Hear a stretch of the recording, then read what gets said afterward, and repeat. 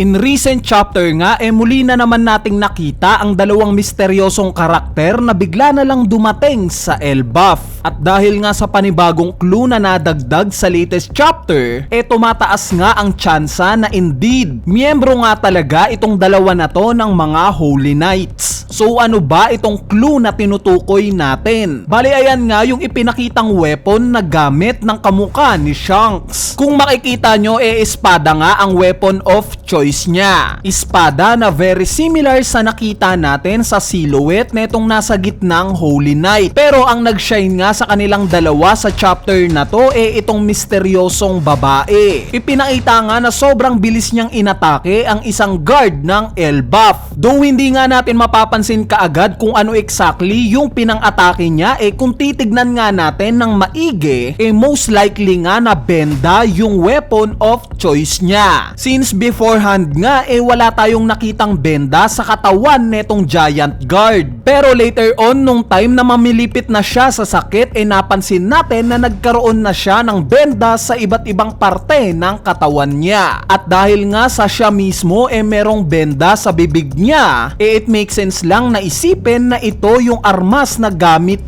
niya. Bali hindi na nga bago na magkaroon ng benda as weapon ang isang anime character. Nakita na nga natin to kay Eraserhead sa My Hero Academia. Anyway, ang pinaka-highlights nga na ginawa ng dalawang misteryosong karakter na to yung pagpapakita nila ng interes kay Loki. Since eager nga silang hanapin ito. Kaya naman ang magiging tanong nga ngayon bakit? Bakit nila hinahanap si Loki? Dahil ba sa meron silang pakay dito? So bibigyan ko nga kayo ng isang idea sa posibleng dahilan ng paghahanap nila rito. Hindi kaya ang purpose ng pagpatay ng world government kay King Herald dahil sa devil fruit na taglay neto? Gustong kuhain ng world government ang devil fruit na nakain ni King Herald. At nung matunugan ito ni Loki nung time na pinatay na ng mga Holy Knights si King Herald, inunahan niya ang mga ito na ma-obtain yung devil fruit ng tatay niya. At since siya nga ang nakakain sa devil fruit ni King Herald, inakala na ng mga giants ng Elbaf na si Loki mismo ang pumatay sa tatay niya. Where in fact world government naman talaga ang may kagagawan neto. Possible, diba? Bali yung ibang idea pa nga patungkol sa pagsiset-up na to ng world government kay Loki, gagawa na lang natin ng separate video. Kung may ibang idea naman kayo patungkol sa possible plot ni Loki at sa pagkamatay ni King Herald,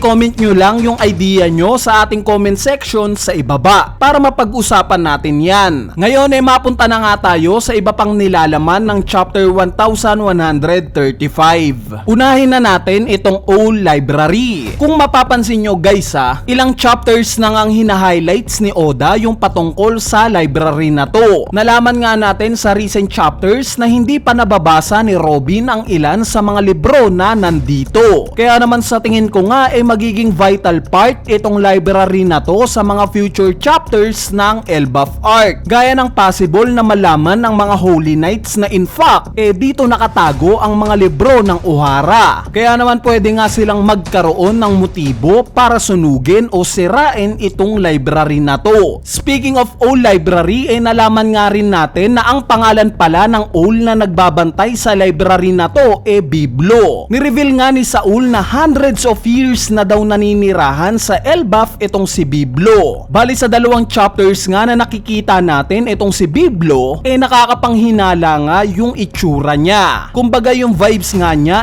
very similar kila Zunisha at Emmet. Kaya naman hindi na nga ako magtataka kung later on i-reveal na similar kila Zunisha at Emmet somewhat na konektado rin siya kay Joy Boy. Malay pa natin. Dahil nga sa revelation na siya daw ang dahilan o yung devil fruit daw niya ang may kagagawan sa pagpapalaki ng mga libro sa Old Library, it turns out na itong kakayanan na to ginamit rin nila Joy Boy 800 years ago. For example na lang itong Noah's Ark. What if Normal na barko lang talaga yung laki netong Noah's Ark. Pero dahil sa devil fruit na taglay ni Biblo, napalaki niya ito ng sobrang laki. Possible, di ba? Sa part naman ni Harul na ipinakita, may isang katanungan nga lang nalulutang sa senaryo niya. At ito nga yung espada na nakatarak sa ulo niya. Kung mapapansin nyo, bago siya lumapag sa lokasyon nila Luffy, hindi nga visible itong espada na to. O hindi ito nakatagos sa helmet niya gaya ng kiniklaim niya. Pero nung time na nakababa na siya kila Brogy, ipinakitang may espada na siya sa ulo niya. Nakuha kaya niya ito paglapag pa lang niya kila Brogy? O meron na talagang espada sa ulo niya simula pa lang? At hindi lang ito nakatagos sa likod ng helmet niya. Dahil kung kakabato pa nga lang sa kanya ng espada na to bago siya lumapag kila Luffy, ang ibig sabihin lang nito may nagtatangka sa buhay niya. At gaya nga ng sinabi ko sa spoiler video natin,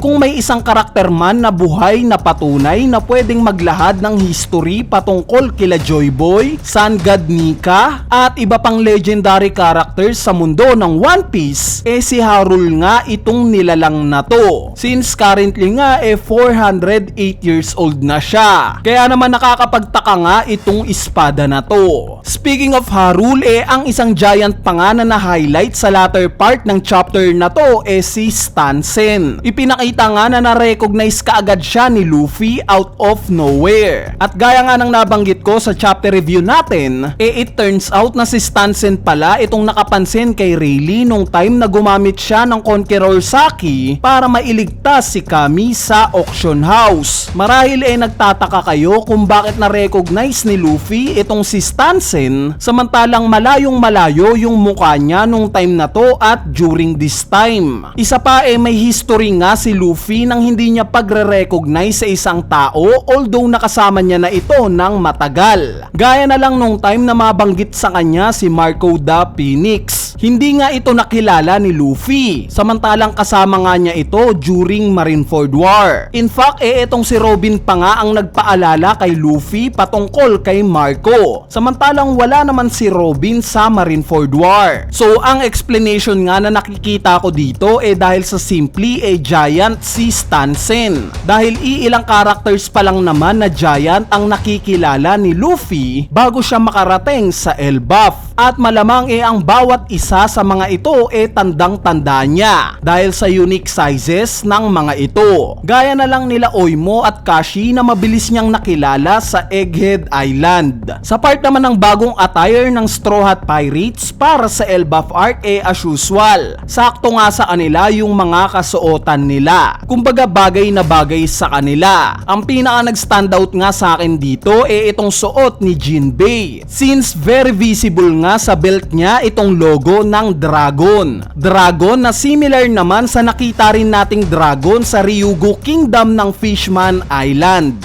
Anyway, ayan na nga yung analysis video natin para sa latest chapter ng manga na chapter 1135. Kung natripan nyo nga itong review na to, huwag nyo nang kalimutang pindutin yung like button. Dahil napakalaking tulong na nga niyang like nyo para sa ating channel. So yun lang, peace!